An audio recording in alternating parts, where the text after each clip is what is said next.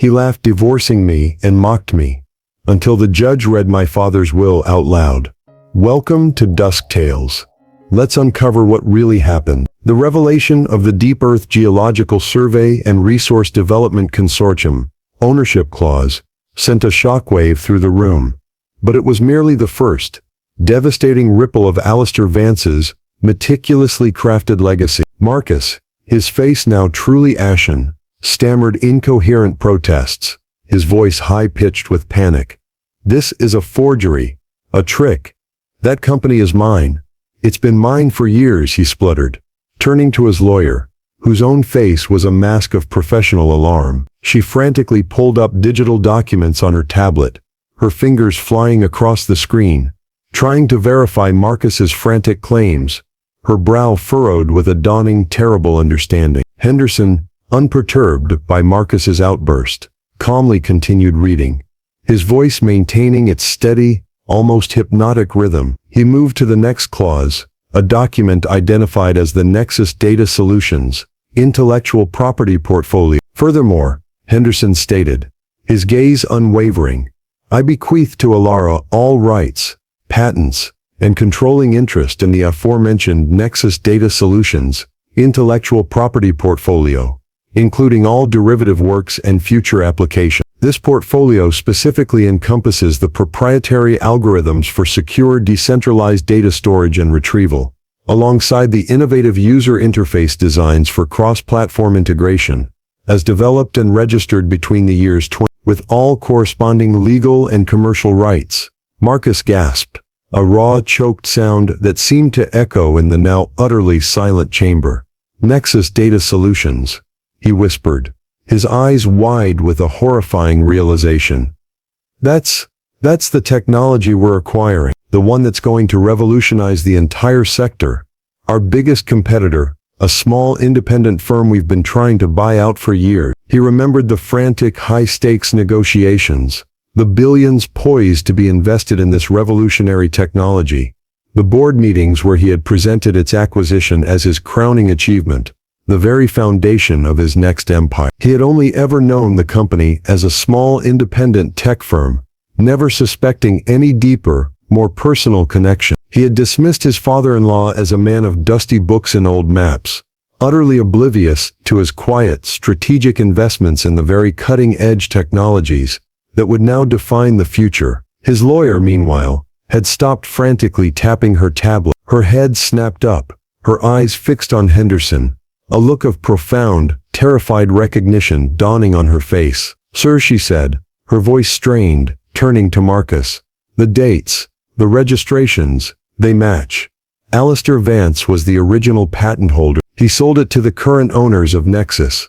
But the Class C shares, the ones with contingent rights based on acquisition, they always retained a controlling interest to the original inventor. It's a deferred transfer of ownership, a trust, activated upon specific conditions. She trailed off, her voice barely audible, the full devastating implications of Henderson's words crashing down on her. The judge, her expression now grim, adjusted her glasses, her eyes narrowed as she studied the will. She exchanged a brief significant glance with Alara, who remained perfectly composed, her quiet dignity a stark counterpoint to Marcus's escalating panic. The revelation of the Nexus Data Solutions portfolio meant not just the loss of an asset, but the complete unraveling of Marcus's strategic future, the decapitation of his ambitious empire. He had mocked Alara's father as a dreamer, a man incapable of understanding wealth, completely unaware that the very dreams he scoffed at were meticulously crafted, strategic masterpieces, laid out with a foresight that rendered his own aggressive tactics utterly simplistic. The Deep Earth Consortium had been the backbone of his existing empire. Nexus Data Solutions was the future he was building, and both, it now became terrifyingly clear, were bequeathed to Alara. Marcus slumped in his chair, his hands gripping the edges of the table, his knuckles white. His carefully constructed world, built on shrewd deals and ruthless acquisitions, was not just crumbling, it was being systematically dismantled by the quiet, intellectual legacy of a man he had dismissed as insignificant.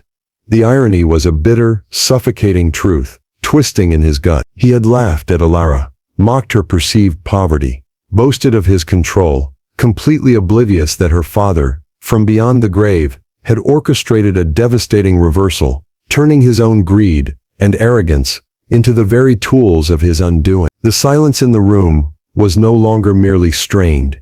It was suffocating, heavy with the weight of Marcus's profound, irreversible defeat. The air seemed to vibrate with the silent thunder of his fallen empire, leaving him gasping for breath in the wreckage of his shattered illusion. Henderson continued reading, his voice a steady counterpoint to Marcus's internal collapse. Each clause was a meticulously placed brick in the foundation of Ilara's vindication, and a hammer blow to Marcus's crumbling empire. The next revelation, however, hit with a different kind of precision, striking at the very core of Marcus's public image and the fragile legitimacy of his perceived wealth. Furthermore, Henderson announced, his eyes fixed on a specific passage, the will details a series of long-term investment portfolios, structured as blind trusts, in a diverse array of emerging technologies and alternative energy ventures. These trusts, collectively known as evergreen holdings, represent a significant, undisclosed stake, constituting a controlling interest in the primary intellectual property of the Green Horizon Energy Initiative. He paused, allowing the words to sink in. These shares are to be transferred directly to Ilara, upon the formal filing of divorce proceedings against her, by Marcus Thorne, for reasons of maintaining privacy and protecting the integrity of these investments from premature exposure. Marcus choked, a desperate sound escaping his throat. Evergreen Holdings? Green Horizon? He rasped, his eyes wide with a dawning terrifying understanding. He knew those names, not as his own properties, but as major disruptive forces in the global energy market. Companies that had consistently outmaneuvered his own, always one step ahead, always acquiring the vital patents and technologies he desperately coveted. He had dismissed them as independent competitors, never suspecting a deeper connection, certainly not one tied to Ilara's father. His mind raced, calculating the sheer astronomical value of these entities, their strategic importance in the evolving landscape of sustainable resource. This wasn't just about money. It was about power, control, and the future of an entire industry. His own company, Thorne Ventures, had been trying to acquire Green Horizon's latest patent for months, pouring billions into a fruitless pursuit. Now that patent and control of the entire initiative was revealed to belong to Ilara. His lawyer, visibly trembling now, pushed her tablet away, her face pale. "Sir," she whispered to Marcus, her voice barely audible.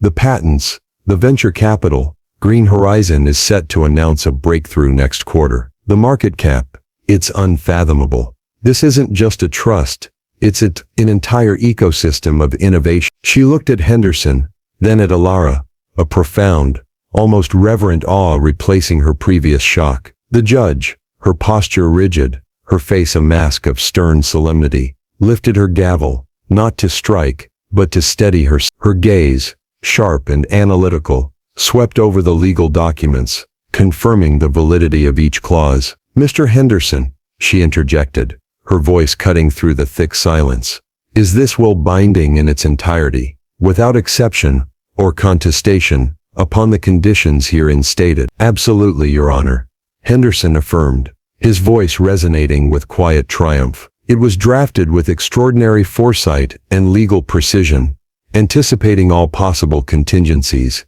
including attempts at challenge or nullification. It explicitly states that any legal challenge by Marcus Thorne against these bequests would result in the immediate forfeiture of any residual assets he might otherwise have inherited through his marriage to Ilara, including any previously agreed upon settlement in this divorce proceeding." The finality of the statement, the absolute, unassailable legal wall erected by Ilara's father, hit Marcus with the force of a physical blow. He had not only lost, he had been utterly, irrevocably trapped by his own greed and his initial, mocking dismissal of a will he deemed insignificant. He had walked into a legal ambush, orchestrated by a genius from beyond the grave. He slumped back in his chair, his grand, self-made empire, built on ruthlessness and a supreme sense of control, now revealed to be nothing more than a house of cards, its very foundation undermined by the quiet, intellectual might of Alistair Vance. His earlier laughter,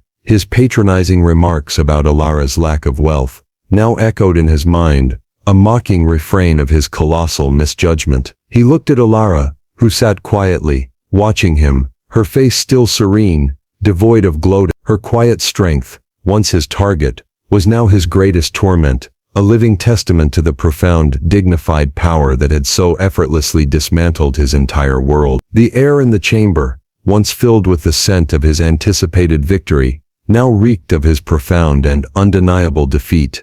The judge, her face a mask of professional gravity, brought her gavel down, a sharp, decisive crack that echoed through the now utterly silent legal chamber. The terms of the last will and testament of Alistair Vance are found to be legally binding and incontestable, she announced, her voice resonating with unassailable authority.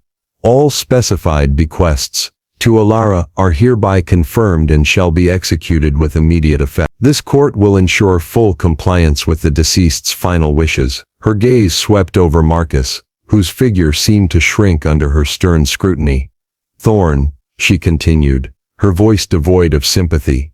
Your current financial standing and the future of your ventures are, as per the explicit conditions of this will, irrevocably impacted. The Deep Earth Geological Survey and Resource Development Consortium, the Nexus Data Solutions intellectual property portfolio, and the controlling interests in Evergreen Holdings, including all associated Green Horizon Energy Initiative assets, are no longer yours. They are, as of this moment, legally transferred to Alara. Marcus gasped, a choked, guttural sound, as if the air had been violently sucked from his lungs. His face was a ghastly shade of white, slick with cold sweat. He opened his mouth to protest, but no words came, only a desperate, silent plea.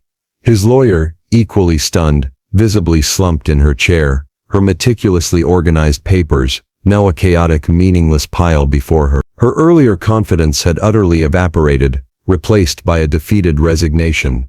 She knew, with chilling certainty, that this was not merely a loss, but a complete, irreversible annihilation of Marcus's empire. The judge, with a subtle shift in her posture, then addressed the divorce proceedings directly. Given these substantial and unforeseen developments, the initial terms of the divorce settlement are rendered null and void. The court will now proceed to reassess assets, based on the current, legally established financial realities. Mr. Thorne, your previously proposed offer is irrelevant. Furthermore, given the explicit anti-challenge clauses within Mr. Vance's will, any further legal maneuvers to contest these transfers will result in severe financial penalties and potentially a complete forfeiture of any residual assets you may have, as explicitly stated by the Her words were a definitive, insurmountable wall, trapping Marcus in the wreckage of his own making. He had tried to exploit a loophole, to discard Alara as a financially worthless relic, and instead, he had stumbled into a meticulously constructed legal trap, designed with chilling precision by the very man he had scoffed at. His smug mockery of Alara's perceived lack of wealth, his confident pronouncements of his untouchable power, now echoed in the silent chamber, a mocking refrain of his colossal misjudgment. He was not just defeated, he was utterly exposed, his arrogance having blinded him to the strategic genius that had operated quietly, patiently, from beyond the grave. Alara sat perfectly still, her hands still clasped in her lap, her face serene. There was no outward sign of triumph, no celebratory gleam in her eyes. Instead, a profound sense of peace settled over her. Her father, the quiet scholar Marcus, had dismissed as a financial simpleton, had indeed played the long game, not for personal aggrandizement, but to secure his daughter's true independence, to ensure justice for the quiet loyalty she had given. The irony of the situation was a palpable force in the room. Marcus, who had always valued visible wealth and external power above all else, was now stripped of both, his empire dismantled piece by the unseen hand of a man whose true worth he had never bothered to recognize. His earlier laughter, his patronizing remarks, now seemed to twist into a grotesque mockery of his own monumental folly.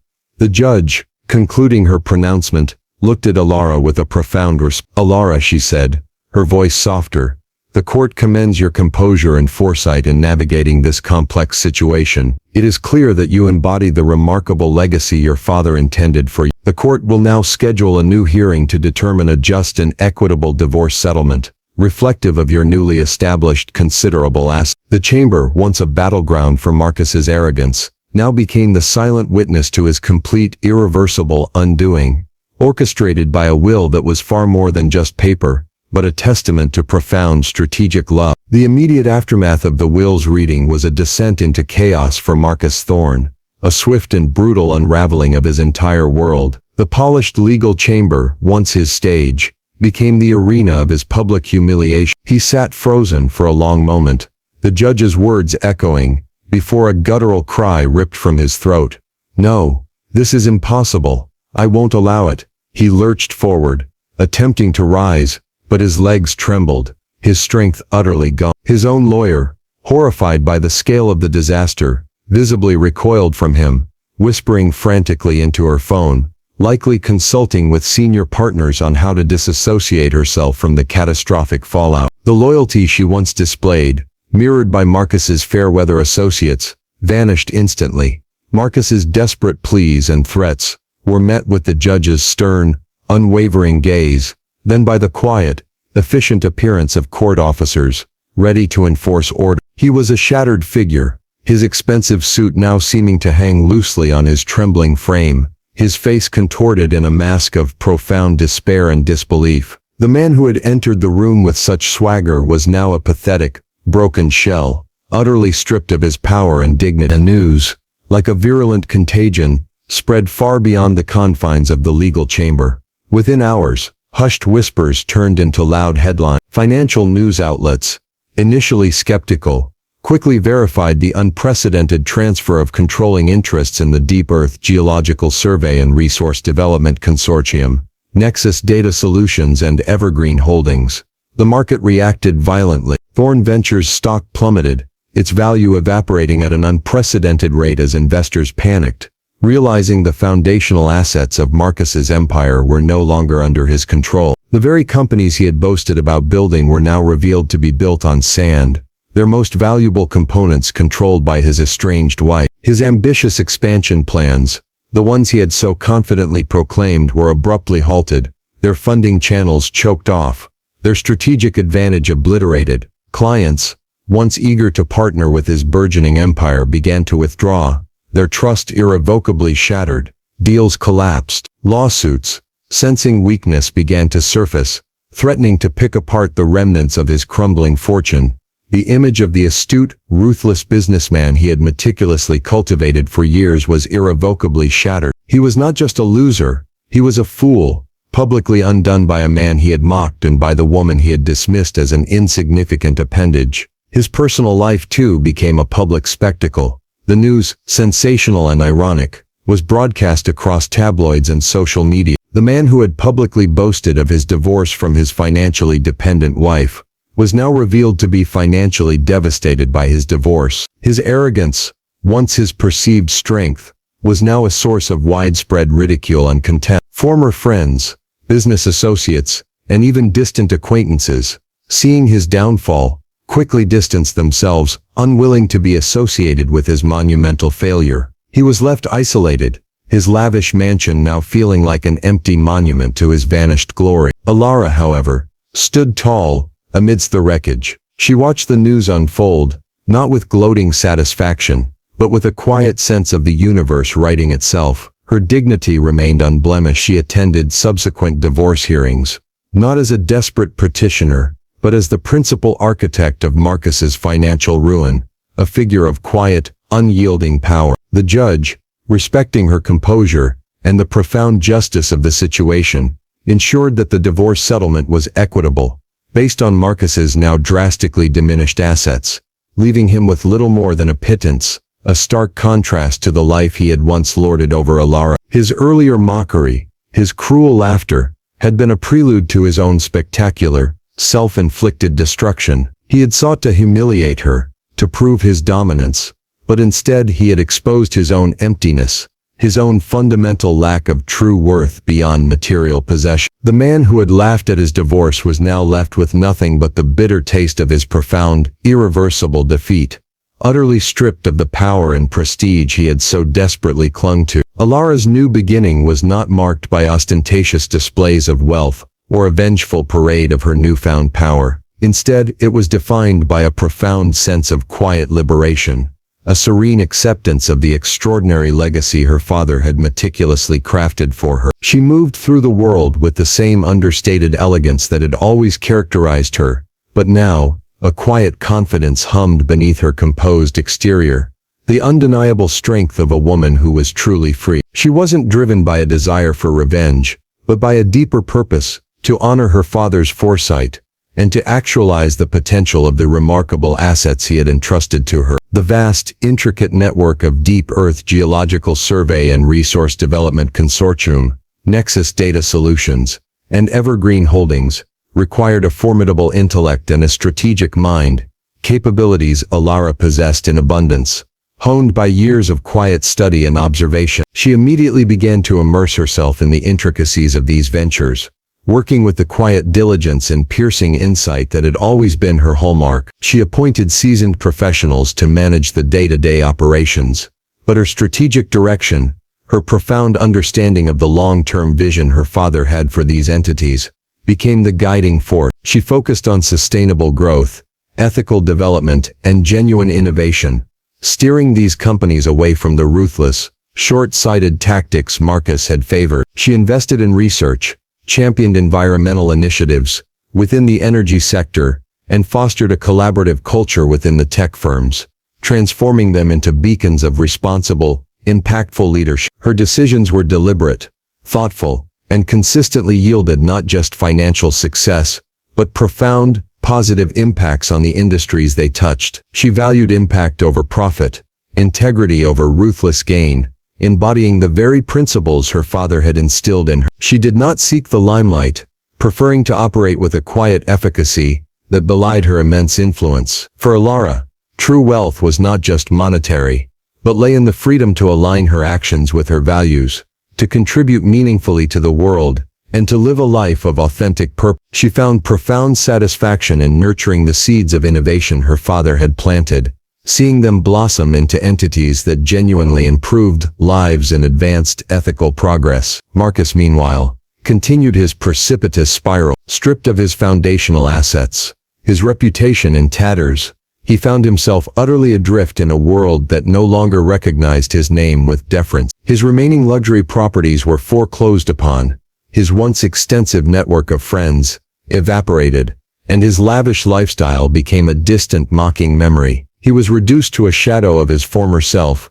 consumed by bitterness and a gnawing sense of regret. He attempted desperate, ill-advised ventures, but without the strategic acumen or the ethical compass he had so arrogantly dismissed in Alara and her father. Each attempt failed spectacularly, further plunging him into debt and despair. His arrogance, once a weapon, became a self-destructive force, alienating anyone who might have offered a path to redemption. He was a cautionary tale in motion, a living embodiment of the consequences of hubris and superficiality. He would occasionally catch glimpses of news about the continued success and ethical leadership of the companies Alara now oversaw, each report a fresh stab of painful irony. The woman he had mocked, the father he had dismissed, had not only defeated him but had also built something genuinely significant and enduring, something he could never have conceived or achieved. His empire of greed and ego had crumbled, leaving him with nothing but the empty echo of his own laughter, a constant reminder of the monumental mistake he had made in underestimating the quiet strength, the profound intellect, and the enduring legacy of those who valued true worth over fleeting riches. The final chapter of Marcus Thorne's story was written not in bold headlines of triumph, but in the quiet, unforgiving script of consequence. Stripped of his assets, his reputation in tatters, he became a cautionary tale whispered in financial circles, a ghost haunting the very corridors of power he once strode through with such arrogance. His attempts to rebuild, fueled by desperation and a profound lack of self-awareness, met with consistent failure. He discovered too late that true influence was not merely about capital or connections, but about integrity, strategic vision, and the ability to inspire genuine loyalty, qualities he had brutally suppressed in his pursuit of self-aggrandizement. His once booming laughter, which had mocked Ilara, was replaced by a haunted silence, broken only by the gnawing regret of what he had lost, and what he could never regain. He found himself increasingly isolated, abandoned by the fair-weather associates who had once clustered around his wealth, left with nothing but the bitter taste of his own hubris. His empire, built on shifting sands, had dissolved, leaving him with a stark, brutal clarity. He was defined not by what he had possessed, but by what he had destroyed. Meanwhile, Ilara's trajectory soared, quietly and steadily. She embraced her new responsibilities with the same meticulous dedication she had once applied to organizing her father's archives. The vast, intricate network of businesses she inherited blossomed under her guidance, their growth characterized not by aggressive acquisition, but by ethical innovation and sustainable practices. The Deep Earth Geological Survey and Resource Development Consortium, once a hidden asset in Marcus's shadowy empire, flourished as a leader in responsible resource management. Nexus Data Solutions, the cutting-edge technology Marcus had coveted, became a beacon of secure decentralized data solutions, transforming industries with its groundbreaking algorithms and intuitive user interface. And Evergreen Holdings, the collection of sustainable energy ventures, grew into a global force, driving genuine change in the fight for environmental stewardship, all under Ilara's quiet, visionary leadership. Her influence wasn't loud, it was profound. She didn't seek public acclaim, preferring to let the tangible impact of her work speak for itself. Her quiet dignity, once misinterpreted as weakness, was now recognized as the hallmark of true strength, a testament to a leadership style rooted in integrity, foresight, and a deep understanding of human value. She surrounded herself with experts who shared her values, fostering a culture of collaboration and mutual respect that stood in stark contrast to the fear-based environment Marcus had created. Ilara's story became a powerful, albeit often unpublicized legend. It was a testament to the enduring truth that worth is not found in a bank balance or a grand title, but in the depths of one's character, the resilience of one's spirit, and the unwavering pursuit of authentic purpose. It proved that sometimes the greatest battles are won not with a shout, but with a quiet, patient strategy, not with aggression, but with an unyielding commitment to truth. The man who laughed divorcing her, who mocked her supposed poverty and her father's simple life, had been systematically undone by the very wisdom and foresight he so carelessly dismissed. He had underestimated the quiet ones, those who see beyond the superficial, who understand the long game, and who build legacies that endure far beyond the fleeting triumphs of ego. The true power lies not in outward display, but in inner conviction, in the ability to see value where others see none, and in the profound, often unseen actions that ultimately shape destinies. This profound lesson transcends the personal drama, echoing a universal truth. Never underestimate those who move quietly, who observe with discerning eyes, and who choose integrity over superficial gain. They are often the most formidable, the most resilient, and the most capable of enacting profound, lasting change. The world is full of hidden depth, of true worth, that defies conventional measurements. It urges us to look beyond the surface, to question our assumptions, and to recognize that respect should be earned, not demanded, and given freely, not withheld based on appearance or perceived status. Because sometimes, the most devastating reversals, the most profound acts of justice, are orchestrated not by loud proclamations or aggressive confrontations, but by the quiet, meticulous legacy of a wise father, revealed at the perfect, most unexpected moment, turning a scornful laugh into a lifetime of bitter regret.